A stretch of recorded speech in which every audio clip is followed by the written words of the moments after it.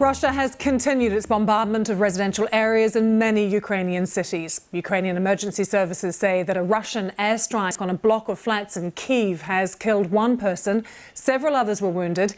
Daily bombardments on the outskirts of the capital have reportedly killed dozens more, in what seems to be an attempt by Russian forces to cut off supplies.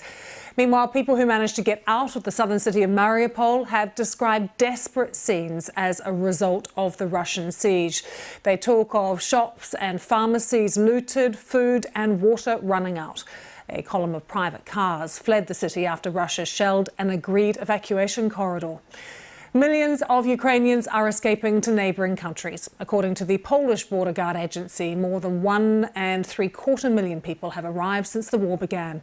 About 1 million are still there, and Polish officials say the country is now struggling to cope. And the fourth round of peace talks between Moscow and Kyiv have now started. Ukraine has hinted at some progress. The deputy head of office for President Zelensky says he believes that Moscow's position is more constructive now than previously. A Russian delegate has also said draft agreements could be reached. It's not clear, though, what areas these would cover. Tim Muffet has the latest for us. An apartment block in Kyiv.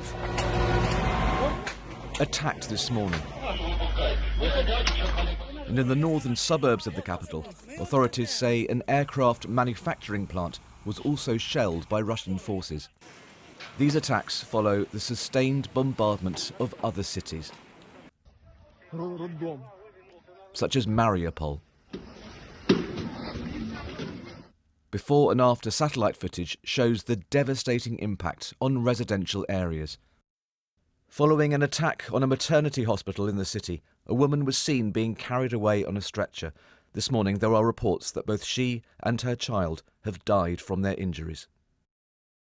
A situation described by the Red Cross as a waking nightmare. People are running out of water, people are running out of food, people are running out of medicine, and every day they have to scramble to find something to survive on. The solution needs to be found in order to protect the civilians, in order to allow them safe passage for those who want to leave the city, or for humanitarian supplies to come in. Ukraine's President Volodymyr Zelensky has been a visible presence in Kyiv every day. More talks with Russia will take place today. Ukrainian officials said this morning that Moscow's position was more constructive than it had been previously. The Ukrainian president also demanded a meeting with Vladimir Putin. Representatives of our country's delegations speak by video link every day. Our delegation has a clear task: to ensure a meeting of the presidents, the meeting that I'm sure people are waiting for. Obviously, this is difficult, a hard path, but this path is needed, and our goal is for Ukraine to get the necessary result in this struggle, in this negotiation. But this strike on a military training base a few miles from the Polish border yesterday, which killed 35 people, was seen by many as a significant escalation. And there are other stark reminders of the ongoing devastation across Ukraine. This is what's left of a kindergarten in the northeastern city of Kyiv.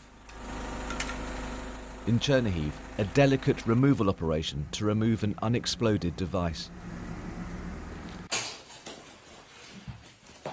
In Kyiv, Irina's piano survived an airstrike.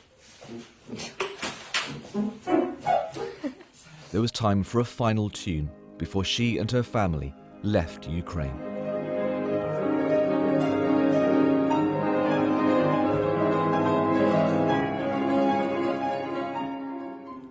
Tim Muffet, BBC News.